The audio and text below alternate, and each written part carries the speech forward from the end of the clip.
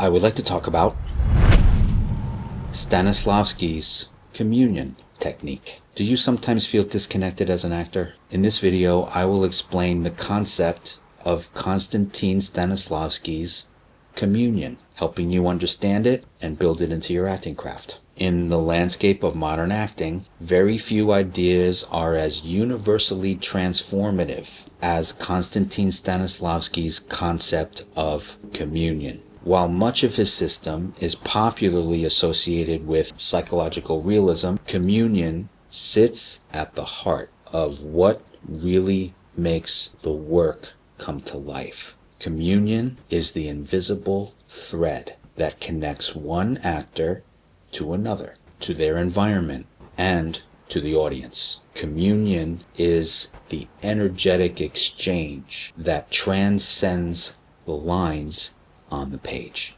So, according to Stanislavski, what is communion? Stanislavski described communion as the act of genuine communication, an exchange of inner life. It's not merely speaking the lines and then reacting on cue. It is a dynamic, living interaction where thoughts, impulses, and unspoken energy pass fluidly between actors. Communion is a life force that operates beneath the surface. While the dialogue provides structure, communion gives it vitality. Without it, a scene may be technically correct, but emotionally hollow. With it, however, even a silence can be charged with meaning. At its core, communion provides the actor with a layer of artistry too easily ignored. Beyond the script, the subconscious exchange. Here's an interesting way to look at this concept. The script is a map,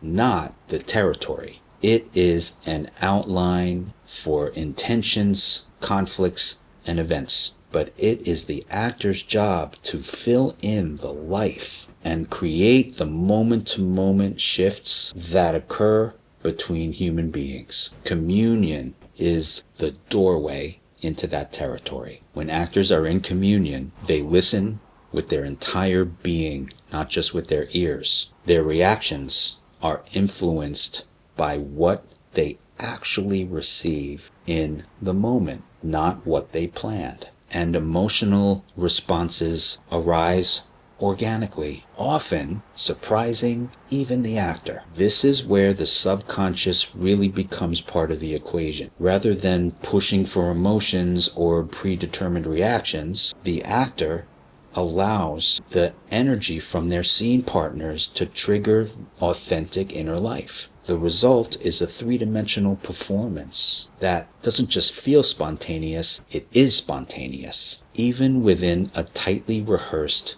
framework. This aspect of communion later became one of the foundational aspects of Sanford Meisner's listening and responding process. The difference between indicating and experiencing. Indicating is when an actor shows an idea of what the character is feeling. Experiencing, however, is when the actor actually lives through it in real time. Communion is the essential tool that opens up the actor to experiencing.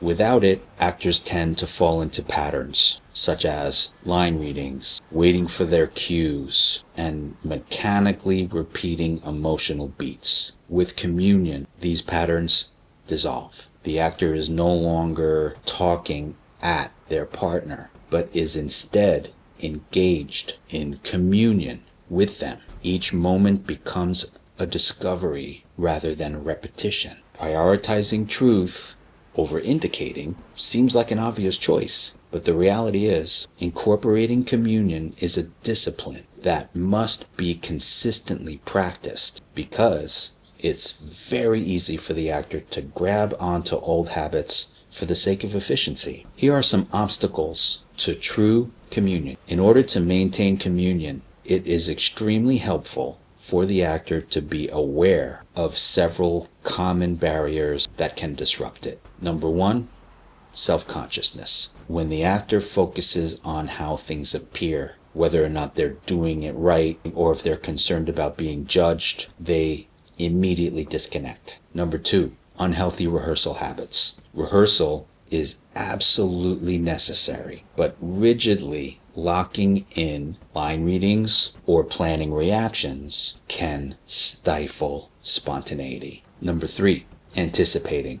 Thinking ahead to the next line or the next transition prevents the actor from being fully present and alive in the moment. And number 4, not listening. Hearing words without absorbing their emotional or psychological intent breaks the chain of connection. Recognizing these obstacles is the first step to overcoming them. Developing communion is an ongoing practice. Here are some practical tools that you can use as an actor to strengthen it.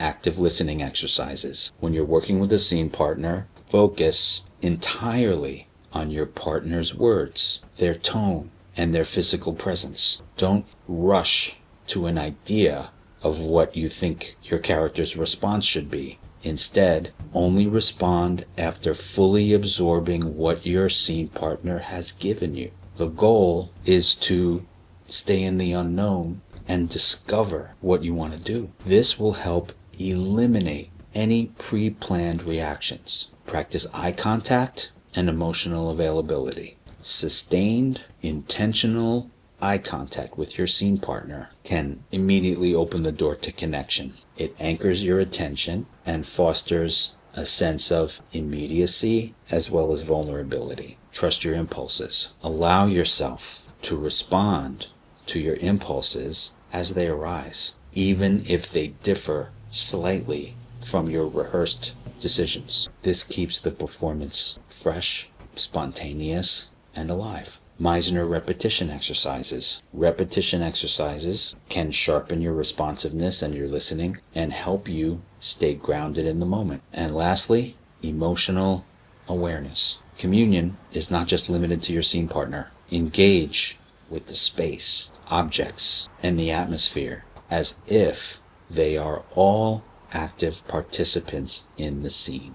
Communion with the audience. Stanislavski also acknowledged a broader aspect of communion, the connection between the actor and the audience. While actors should not just play to the crowd in a superficial sense, they must remain aware of the audience's presence. This awareness creates an unspoken feedback, subtle shifts in timing, energy, and even emphasis that respond in a very fascinating and interesting way to the audience's collective consciousness. This was originally intended by Stanislavski for the stage, but it is definitely something that you can apply to film and television acting as well. In powerful performances, audiences often report feeling seen or emotionally involved in the play or in the story that they're witnessing. This is the result of an expanded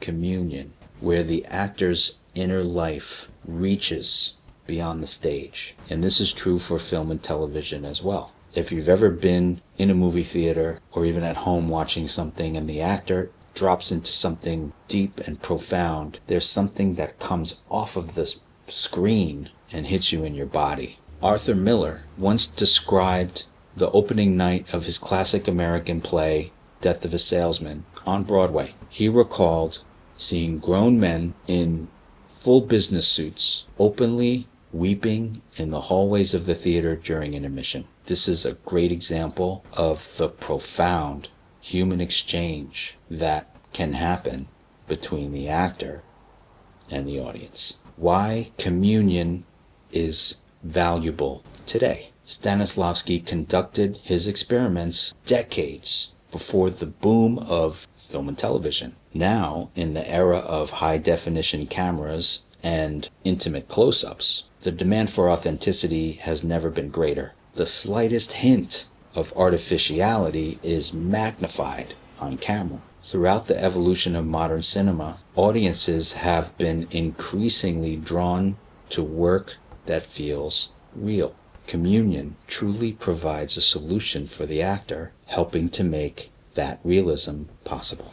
In conclusion, Stanislavski's communion technique is less about adding something new to a performance and more about removing what gets in the way. It requires vulnerability, presence, and a huge willingness to relinquish control. Communion is a pathway to deeper truth as an actor. When actors achieve true communion, something remarkable happens. The boundary between the actor and the character begins to dissolve, and the world of the script comes to life. In those moments, the audience is no longer watching a performance, but instead they are witnessing a profound, artful, living human experience. If you enjoyed this video, please give it a like and subscribe for more videos like this one. Click on the description below for links to our website and to learn more about the new Collective Acting Studio and our private coaching membership. Thanks for watching. See you on the next one.